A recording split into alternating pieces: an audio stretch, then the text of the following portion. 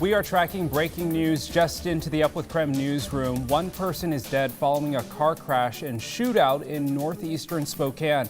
This is a live look at the scene right now near Bigelow Gulch Road and North Palmer Road. You can see traffic moving A-OK, but there are still police presence in that area while they investigate what happened. So here's information we received moments ago from an information officer at the scene.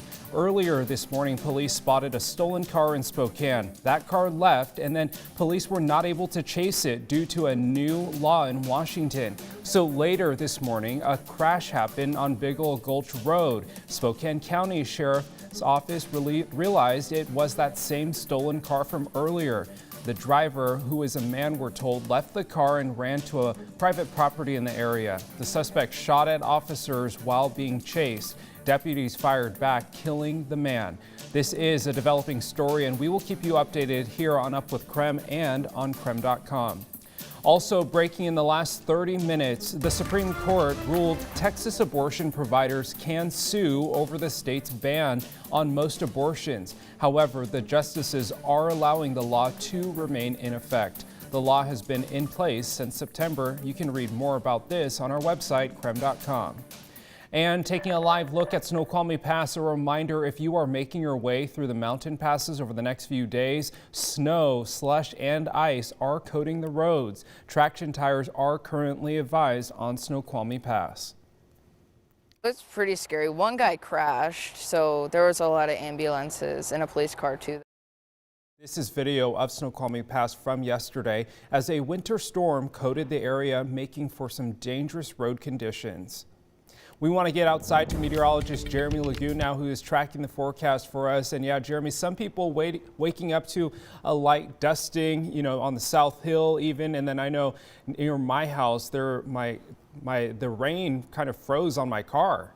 Yeah, it's all depending on where you are. It's interesting this time of year. We often get that snow line setting up halfway through town. So in downtown, you did pick up a little coating of snow. If it was warm enough, it did melt as it fell and then refroze as temperatures fell into the 20s early on this morning. 25 here, dew point at 23, and low visibility out at the airport. We've got that fog sitting down on the ground. Here on the South Hill, it's just above us and likely blocks out some of the sun that we were hoping to see.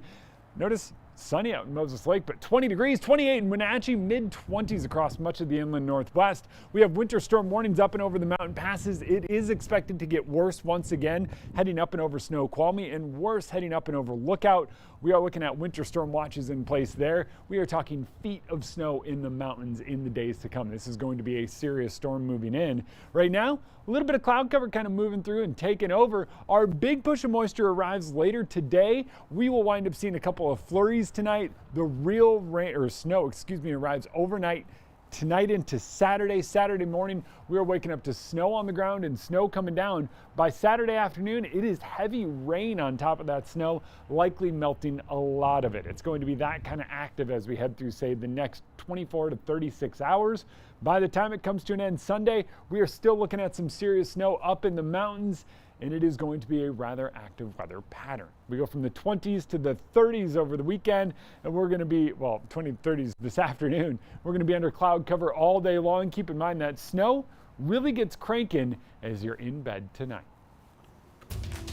A mistrial has been declared in the murder case involving a former Pasco police officer, but this isn't the end for the case. Richard Aguirre is charged with first-degree murder for the death of Ruby Doss. After 2 days of deliberation, jurors told the judge they could not reach an agreement. Well, the options are two. We send them back in with directions to continue deliberating, or there is a request for a mistrial. Aguirre's defense attorney, John Henry Brown, says a hung jury is not a failure in any way. The body of 27-year-old Ruby Doss was found back in Spokane in 1986. Prosecutors say a condom with Aguirre's DNA was found near the scene. His defense argued if Aguirre was the killer, his DNA would have been all over the victim. This isn't the first mistrial for Aguirre and his attorney. Years ago, Aguirre was accused of raping and assaulting a woman. After that mistrial, he was found not guilty. In court documents, Aguirre told his attorney that he dropped the ball. He's disappointed, that he wasn't acquitted. but he was very happy to be driving home. So, Do you think he's happy with the job you've done? it better be. Brown previously defended serial killer Ted Bundy. Aguirre's new trial is slated for March of 2022. Brown says he plans to represent Aguirre in the new trial. It is time for your morning rush. More news in less time. The University of Washington announcing it is canceling Sunday's game against Gonzaga. Several UW players are now in a 10-day quarantine. They were also forced to cancel games last week against Arizona and UCLA. Both teams say this rivalry and series is important to both schools. The schools say they will work on an agreeable date for the teams to play in Spokane next year. The Pullman-Moscow Airport is growing. Washington State University and the University of Idaho are putting money towards the construction of a new terminal at the Pullman-Moscow Regional Airport. The universities pledged to combine $1 million, and the new terminal is expected to cost $61 million. Most of that funding coming from federal resources. And if you haven't had a chance to visit the Christmas tree elegance at the Davenport Hotel, this is your last weekend to do so. Local businesses picked a theme, decorated a tree, and surrounded it with amazing prizes. You can buy raffle tickets and try to win a tree of your choice. Christmas tree elegance goes through this Sunday, and that's a look at your morning rush.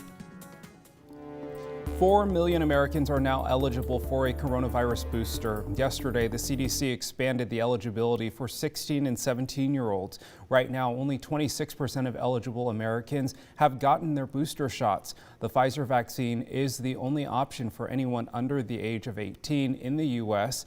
If you want to find a shot near you, you can text the word booster to the number 509-448-2000 and we'll send you a link. The Manitou Lights are back this weekend, and this morning we take a trip through the Enchanted Garden. And really the one big thing you need to know about weather, we got an incoming storm. We'll wake up to a little bit of snow and some rain here in town, but the mountains will likely be impassable unless you're really prepared and have those chains and traction tires. It is going to be snowy and windy all weekend long. Time for your wake-up call. It is Music Request Friday. Spotify and Apple Music released their yearly wrap-up. So we want to know, what was your top music for 2021? You drive the conversation on the show. Text us at the number 509-448-2000 or use the hashtag #UpWithKREM on social media. But first, here's a live look outside. We say good morning to you, Inland Northwest. Happy Friday. Glad to have you here with us. Let us know where you're watching from. It's also, again, Music Request Friday, so let us know what holiday song you want us to play next. Christmas Eve.